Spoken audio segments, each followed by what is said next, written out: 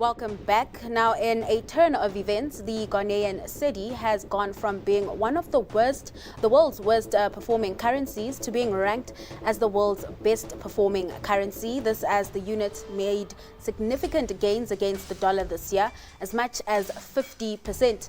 What if the single most powerful currency in the world, the US dollar, simply stopped being the main way Africa does business? Not in theory, not in some distant future, but right now. From the buzzing chaos of Lagos markets to the quiet, copper-rich plains of Zambia, a silent financial revolution is dismantling a system that has bled billions from Africa for decades. At the heart of it all is something called PAPS, the Pan-African Payment and Settlement System. 3 years ago, it was barely a pilot project. 10 banks, a few countries, some quiet optimism. Today, it's a fully operational financial network spanning 15 nations, linking over 150 commercial institutions, and proving that African economies can finally trade with each other without a single US dollar in the middle. For anyone outside the continent, that might not sound revolutionary, but here's the reality. For decades, if two African countries wanted to trade, they often had to send their money out of Africa first, into the US dollar, before bringing it back in the form of another African currency. That meant a shipment of goods worth $200 million could lose 10% to 30% of its value through fees, bank charges, and conversion losses. Imagine losing up to $60 million just for moving money from one side of the continent to another.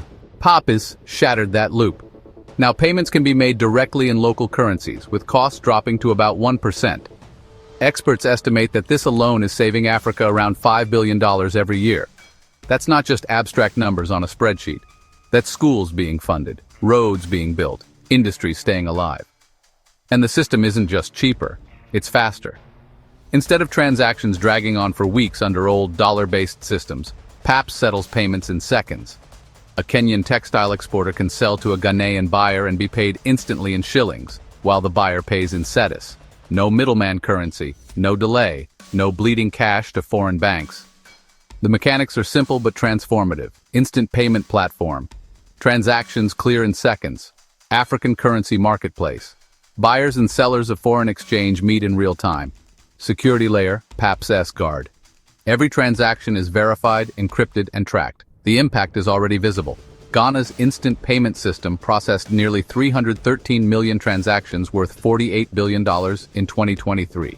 Across sub-Saharan Africa, mobile money is exploding. $1.68 trillion flowed through digital wallets in 2024, up 20% from the year before. But this is not just about banking convenience. It's about sovereignty. African leaders, particularly in nations like Burkina Faso under Captain Ibrahim Traoré, see this as a step toward breaking free from the long shadow of external economic control. For years, Burkina Faso and other nations in the Sahel were bound by economic systems where even local trade was entangled with foreign currency reserves. Under ECOWAS structures, the CFA franc kept entire economies pegged to European monetary policy. That dependence made any attempt at industrial independence a political fight. Now PAPS, combined with Burkina Faso's broader revolution in local production, mining reform, and direct trade deals, is part of a coordinated push to keep more of Africa's wealth in Africa. And it's not happening in isolation. Secret trade negotiations are quietly linking West African nations in alternative currency agreements, bypassing both the CFA franc and the US dollar entirely. The quiet part of this revolution is about control. Control over pricing, control over timelines, control over who gets paid and how much they keep. And that's something no external power gives up without a fight. Because the truth is, Washington has noticed. If you're watching this, you're seeing history unfold in real time. The question is, will Africa be allowed to hold on to this financial independence, or will global pushback derail it? Drop your thoughts in the comments, hit like, share this with others, and make sure to subscribe so you don't miss the next part, where we dive into the geopolitical fight now brewing over Africa's payment revolution. And staying with the president, the commander-in-chief has threatened the BRIC nations with 100% tariffs for trying to replace the U.S. dollar as the dominant currency in global trade. In a social media post, President Trump stood against de-dollarization, saying Washington needs a commitment that these countries would neither create a BRICS currency nor back any other currency to replace the dollar. Trump also added that if BRICS nations want to use another currency, they can say hello to tariffs and goodbye to America. Now, this is not the first time the president has made such a threat to the BRICS that consist of Brazil, Russia, India, China, South Africa, Iran, Egypt, Ethiopia, the United Arab Emirates, and Indonesia. Remarkably, on the first day in office, Trump mistakenly referred to Spain as a BRICS member and warned of hefty tariffs. Spain is very low. And yet, are they a BRICS nation? What? They're a BRICS nation, Spain. You know what a BRICS nation is? Well, you'll figure it out. But, and if the BRICS nations want to do that, that's okay, but we're going to put at least a 100% tariff on the business they do with the United States. You know what the BRICS is, right? You guys know. Brazil, You know what I'm saying, right? You know what I'm saying. The moment PAPS started making real noise, it stepped onto a much bigger stage, one dominated for decades by the US dollar. And in 2025, that stage has a particularly loud voice: President Donald Trump. Earlier this year at the BRICS summit, Trump sent a message aimed squarely at nations reducing their dollar usage. Say hello to tariffs and goodbye to America. His administration floated blanket tariffs of 10% on countries shifting away from the dollar, with penalties climbing as high as 100% for those fully embracing alternative currency systems. The subtext was clear. Dollar dominance isn't just a financial preference, it's a cornerstone of U.S. geopolitical power. For Africa, the warning shot was unmistakable. And yet, in capitals from Accra to Ouagadougou, the reaction wasn't panic, it was defiance. In Burkina Faso, Captain Ibrahim Traoré, already in a bitter standoff with ECOWAS over sovereignty and security, framed PAPS as a non-negotiable survival tool. His government has been actively seeking direct trade and currency exchange agreements with Mali, Niger, and Guinea, bypassing ECOWAS monetary structures and, crucially, avoiding the dollar entirely. This isn't just economics, it's part of a broader resistance movement against decades of political and economic dependency. Behind closed doors at G20 finance meetings, African ministers pushed back against U.S. pressure, arguing that PAPS is not anti-American but anti-inefficiency. We're not rejecting the dollar, we're rejecting the fees, the delays, and the dependency that come with it. And the logic is hard to argue with. For countries where transport costs are already 50% higher than the global average, adding double-digit currency conversion losses is economic suicide. PAPS cuts those losses down to almost nothing. In places like Zambia, this can mean the difference between a copper exporter making a profit or shutting down entirely. But here's where it gets complicated. Even as PAPS grows, not every African state is fully on board. Some ECOWAS members, still deeply tied to the CFA franc, fear political retaliation from France if they integrate too deeply with PAPS. Others worry about losing access to dollar-denominated credit lines that still fuel imports of critical goods. This hesitation has created a split. The independence bloc, nations like Burkina Faso, Mali, and Zimbabwe, aggressively pushing for local currency trade deals, sometimes in defiance of global institutions. The balancing bloc, countries like Kenya, Ghana, and South Africa, expanding PAPS usage but still keeping one foot firmly in dollar-based systems. The dependent bloc, economies heavily reliant on dollar loans and aid, quietly resisting deep PAPS integration to avoid angering Washington or Brussels. And yet, even in the more cautious capitals, the pressure to adopt PAPS is growing, not from foreign governments, but from African businesses themselves. Exporters, traders, and manufacturers are demanding faster, cheaper payment systems because they can no longer afford the old way. This grassroots demand is where PAPS gains real power.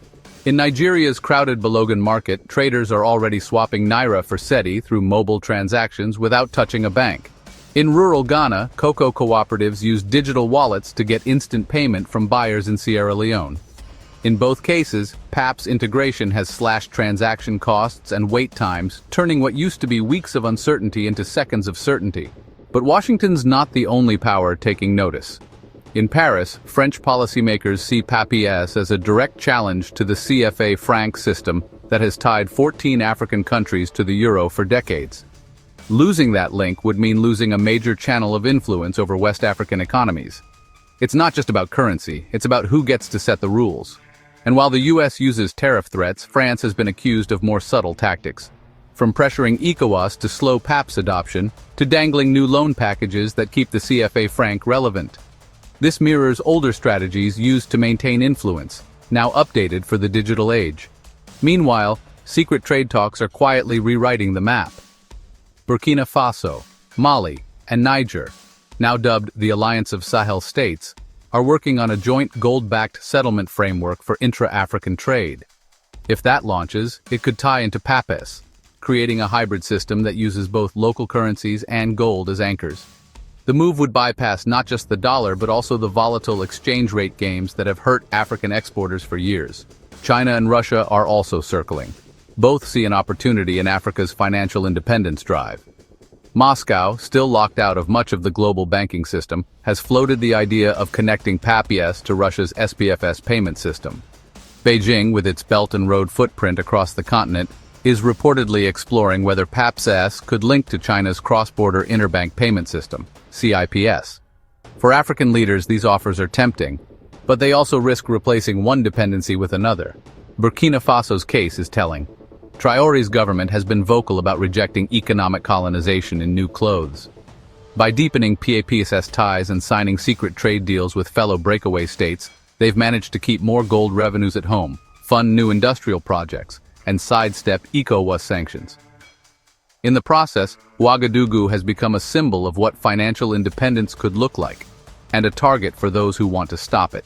The United States, France, and even some African elites are betting that PAPES will eventually hit a wall, either through technical limits, political division, or raw economic pressure. But so far, the opposite has happened. Integration is accelerating and new countries are joining. What began as a quiet revolution is now a very loud statement. Africa will trade on its own terms, or it will not trade at all.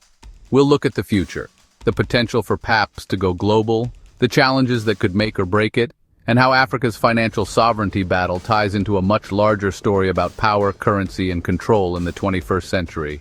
At the ongoing Afrexim annual meetings in the Federal Capital Territory of Nigeria, Afrexim Bank held its official launch of the Pan-African Payment Settlement System Marketplace.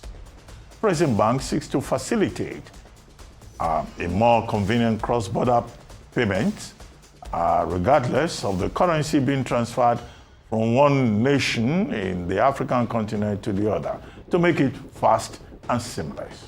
In his opening remarks at the launch, the Chief Executive Officer of PAPS, Michael Balu, talked about the six-decade journey to getting a Pan-African payment system on the continent and the blockchain technology it operates on. Privileged together with such an influential and visionary group of leaders, innovators, and stakeholders who share our commitment to reshaping the financial future of Africa. Again, this journey is a journey, I keep saying, a journey that started in 1963, where the founding fathers of the continent came together and declared that as a continent, we need a Pan-African payment and clearing system. That was 60 years ago. So this is a journey that has been long in coming. If you step back and look at PAPS from above, you see more than a payment system. You see a blueprint, one that could change the way regions all over the world do business. But the path forward will test every part of Africa's resolve. Let's start with the big picture. For decades, global finance has been built on a hierarchy, with the US dollar firmly at the top. That structure gave Washington immense leverage. Sanctions, tariffs, and even access to basic banking rails could be weaponized. For countries on the receiving end, there was no alternative. If you were locked out of dollar-based systems, you were locked out of global trade. PAPS isn't trying to topple that entire system overnight. But by giving Africa the option to bypass the dollar when it suits African interests, it is rewriting the rules of engagement.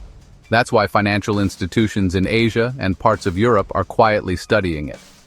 Regional blocs like ASEAN, Mercosur, and the Gulf Cooperation Council have all asked variations of the same question. Could we build our own PAPES? If the answer is yes, it doesn't just challenge the dollar's dominance. It creates a multipolar currency world where no single economy can dictate terms to everyone else. But here's the challenge. Scaling PAPS beyond its current scope will require infrastructure and trust. Infrastructure means reliable internet in rural areas, secure banking integrations, and robust electricity grids.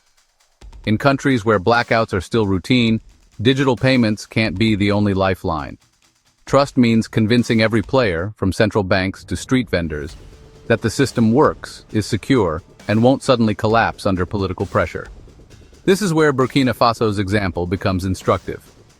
Traore's government didn't just adopt PAPS, they embedded it into a broader strategy of economic sovereignty. Gold revenues, agricultural exports, and even cross-border military procurement are now increasingly processed through local currency channels. By combining PAPS with direct trade deals inside and outside Africa, including rumored barter arrangements with Middle Eastern partners, Burkina Faso has shown how payment independence can be part of a whole-of-nation plan. And it's not just the Sahel. In East Africa, Kenya and Tanzania are using PAPS to settle energy trade deals in shillings and Tanzanian shillings, cutting dollar exposure by millions. In southern Africa, Zimbabwe, long battered by currency instability, is exploring ways to integrate PAPS with its gold-backed digital currency. But the geopolitical headwinds are real. Washington's tariff threats are still on the table. Paris is lobbying ECOWAS to slow the integration of PAPS into CFA franc economies. The IMF has quietly warned that rapid detachment from global settlement systems could increase financial isolation.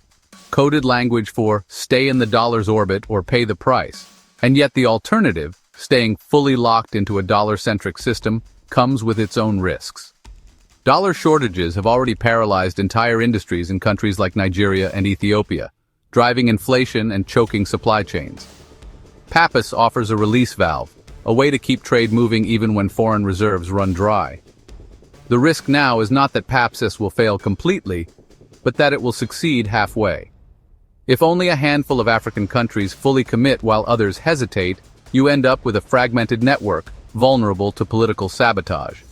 That's why advocates say the next 2 years are critical. This is when the core architecture of PAPS, its technology, its membership, its credibility, will be tested. One major turning point could be the African Continental Free Trade Agreement, AfCFTA. If PAPS becomes the default settlement system for AfCFTA transactions, it would instantly cover trade between all 54 African Union members. That kind of adoption would make it far harder for external powers to undermine it. Another game changer could be the integration of commodities into settlement mechanisms. Imagine buying Malian gold, Congolese cobalt, or Zambian copper through PAPS, paying in your local currency, and having the value pegged to a real asset instead of a volatile forex rate. That's not just theoretical. African trade negotiators are actively exploring it, but the real reason PAPS matters is deeper than economics. It's about narrative. For decades, Africa's financial story was one of dependence, on loans, on aid, on foreign currency. PAPS flips that script. It says, we can build our own systems, we can set our own rules, we can decide when and how we interact with global markets. That psychological shift matters. It's the same shift you see when a country like Burkina Faso rejects military dependence on foreign troops and builds its own defense capacity. It's about more than money. It's about dignity. Still, there's a warning in history. Every time a region has tried to step away from a dominant global currency, it has faced intense pushback. Sometimes economic, sometimes political, sometimes both. For PAPS to survive, it will need more than good code and cheaper transactions. It will need political unity, private sector buy-in, and the resilience to withstand shocks.